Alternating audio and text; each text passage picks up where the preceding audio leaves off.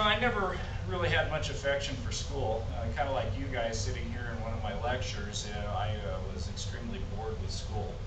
It was beyond being bored. I really loathed school. Anything to do with classrooms, and the worst thing a teacher could do to me was assign homework to me. That was like the worst. And it's kind of like why I don't give you guys homework, because I remember how that feels. I remember it got really bad for me in like the 5th grade.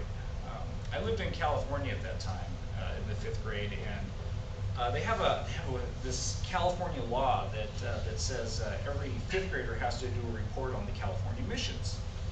And I just remember that I was putting this thing off, and I thought I was just going to squeak by. But the teacher, they knew what was up, so they called my parents, and they got my parents involved in this. And I was not happy. I remember sitting down at a desk, and I remember staring at the clock. It was just kind of ticking by, and I'm thinking, oh man, I got to do this report. Not only is it homework, it's a writing report, and I loathe that. And on top of that, it was history. Oh man, I just absolutely everything about it I despised. And my parents, they gave me little tips like, well, you need to not plagiarize and grab this little snippet out of here and use it as a fact, but then you have to change all the wording. And I didn't understand any of that. I was like, this is ridiculous. And it was just, it was torture in my life. And just the fact that it was history, and I just wasn't interested in it, that I just couldn't wrap my mind around that. Well, anyway, so after the misery of my C- report was over, and believe me, that was being very generous with that grade. My daddy was working outside on his car. Now there was something I could get into, working on cars. And I remember I was in the garage and I was kind of tinkering around. I had a little lawnmower, but I didn't really know what I was doing. And my dad, he's like, hey, Wade, get over here. And I'm like, I kind of looked over to see what was going on. And all I could see is I remember seeing this hand, this really greasy hand, kind of waving out from under our Volkswagen. And I remember how funny that was, just this little greasy hand waving like that. And my dad's like, Wade, come here. Come over here and hand me this 9/16 wrench over in my toolbox over there. And I'm thinking, 9/16 wrench, huh? Okay. So I come running over, and his lunchbox, his toolbox looked like a lunchbox to me. That's how I remember it. It was like an oversized lunchbox that kind of opened up like this, and I peered into it, and all I could see was this mass of shiny things in there. And he's like, wait, give me the 9/16 wrench. It's right there up on top. Again, this greasy hand pointing at me. So I felt a little desperate after that, and I just reached in there and I grabbed whatever my hand hit. And I grabbed like a 5/8 or 13/16 wrench or something, and I ran it over to my dad, and I was really proud because I'm like, okay, I'm helping. I got that whole 5th grade kid thing. I'm helping. I'm 10 years old. I'm with my dad working on the car. He looks at this wrench and he's really mad. He's like, you're no help. You gave me the wrong wrench. So then he scoots out from under the vehicle, and he grabs the right wrench. And I just remember this like it was yesterday. He just looked at me, and it was just really disappointing. He says, man, you just are no help. Just go do something else. And I was really bummed out about that. I'm thinking, man, the only thing that I was really interested in cars, and the only time I'd ever been asked to help out, I had failed at that point. And so I really made it a point in my heart at that point to grasp everything automotive. It's one of those moments in time where you're like, that's kind of where it all started. I decided that I was never going to disappoint anybody with my automotive knowledge again. So let me introduce myself. My name is Wade Matthews. Hi, Wade. And I'm a recovering mechanic. No, I'm just kidding. I'm a certified master auto repair technician now. I've actually been working in the industry for over 24 years. I am a certified ASE technician, and pretty much an an expert on all things automotive. And one of the things I really got a love for was automotive engines. That was one of the things that really came along with the deal is, you know, the whole business with my dad being disappointed with me. I really made it a point to start learning about automotive history. And so that's what I'm going to talk to you guys about.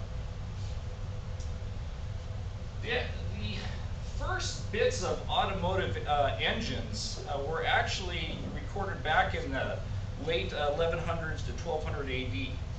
There was an Arab scholar / inventor. His name was Abu al-Jazari.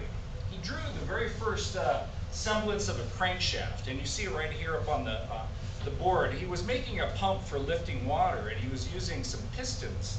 And it was very significant in the aspect that the crankshaft and rod and piston assembly are key to the automotive engine. Now we found this particular drawing came out of the Book of Knowledge of Ingenious Mechanical Devices by Al-Jazari. And it's considered to be the single most important invention next to the wheel. For those of you that don't know, a crankshaft and rod and piston is a device to turn rotary motion into linear motion, so you're turning a round motion into a line, or vice versa. You could take a line type motion and turn it into a rotary type motion, and it's key to the modern engine.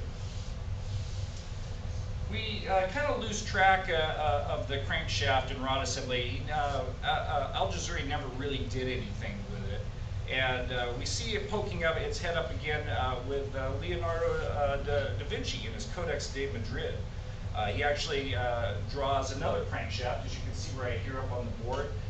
It's a crank and rod assembly, and he had depicted making a saw assembly out of it. And it was really kind of a neat design. But unfortunately, neither the Italian inventor Leonardo da Vinci nor Al-Jazari ever built either one of their inventions. Now, the crankshaft and rod were the key components in the steam engine. And the steam engine had actually been around since Greek times. Its concept has been around, but nobody ever successfully made one that did anything of importance. But it was when James Watt, a Scottish inventor in the late 1700s, penned down his plans for the rotary steam engine, that it took a condenser assembly which cooled off the steam to a vacuum after it had been used, and used a set of pistons and pressurized chambers to move his engine. In 1755, Watt was granted a patent on a steam engine, so he basically owned everything related to the steam engine, and that prevented anybody else from making one. So being like any good businessman, he made tons of money off of it. And his company, for the next 25 years, Boulton and Watt, they had a virtual monopoly over the steam engine. And to justify this, he compared his machine, the steam engine, to the work done by a horse, thereby coining the word horsepower.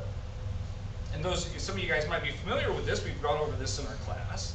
Watt calculated that one horse could pull approximately 330 pounds 100 feet in 1 minute, thereby getting 33,000 foot-pounds of work done in 1 minute. So it's work over time. Now you can do more work faster, or work with more weight, or more work done slower, or less work done faster, and still equal the same amount of horsepower. For example, it really doesn't matter whether you move 33,000 pounds 1 foot in 1 minute, or 33 pounds 1,000 feet in 1 minute. It still equals 1 horsepower. Now, many attempts were made of trying to convert the steam engines to other fuels. For example, gunpowder was one of the early inventions that was tried. It wasn't really successful, but the term explosion engine was actually coined because of that. Some of these actually did explode.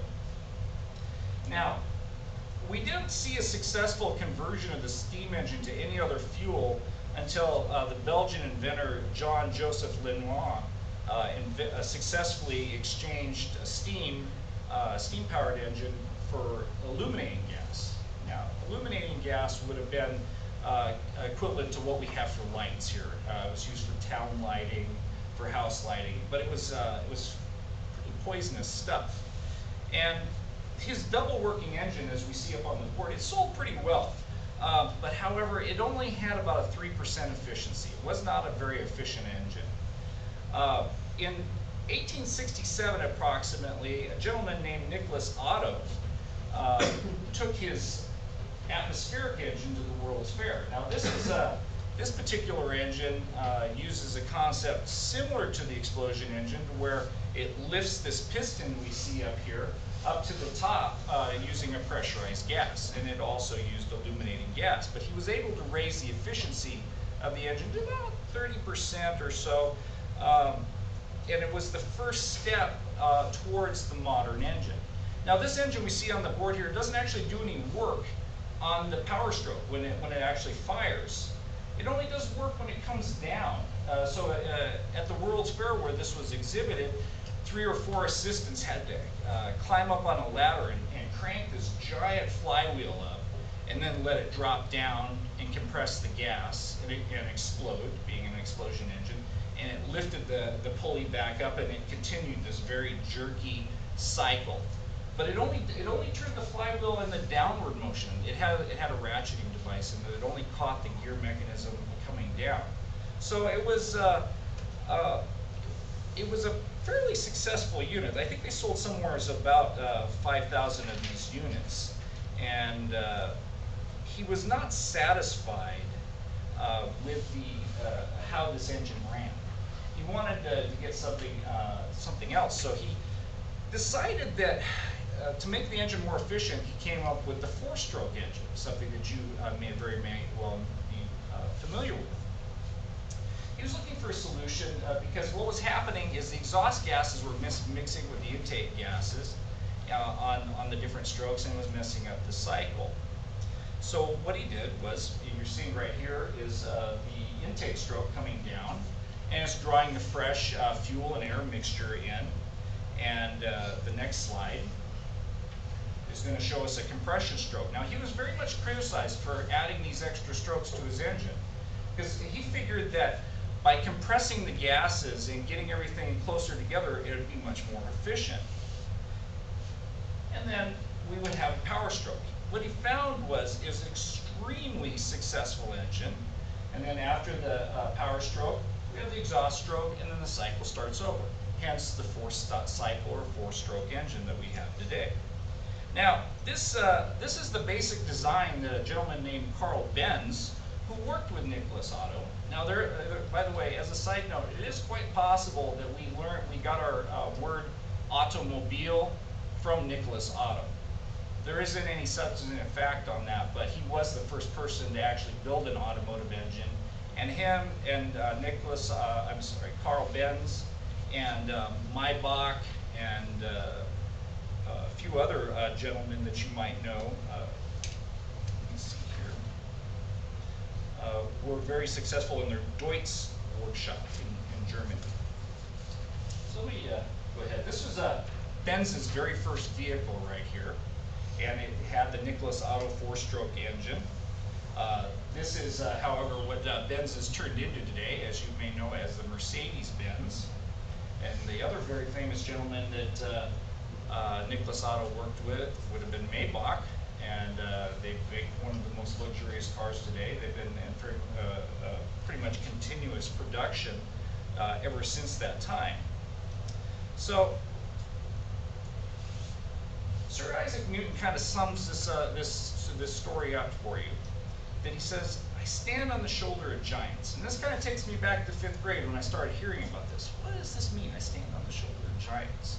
And what he was trying to say is that everything that he was able to accomplish in his life, he owed to somebody else. There was other people in his life, like Copernicus, Galileo, or Aristotle. Newton simply had added something to the discoveries that had been previously made. In the same manner that the discovery that had been made by Al-Jazari or Mercedes-Benz, they added from one type to another, they added a little bit of something, and in that aspect, they were able to gain the modern a gasoline engine. I thank you for your time, and I hope that this presentation has been enjoyable for you today.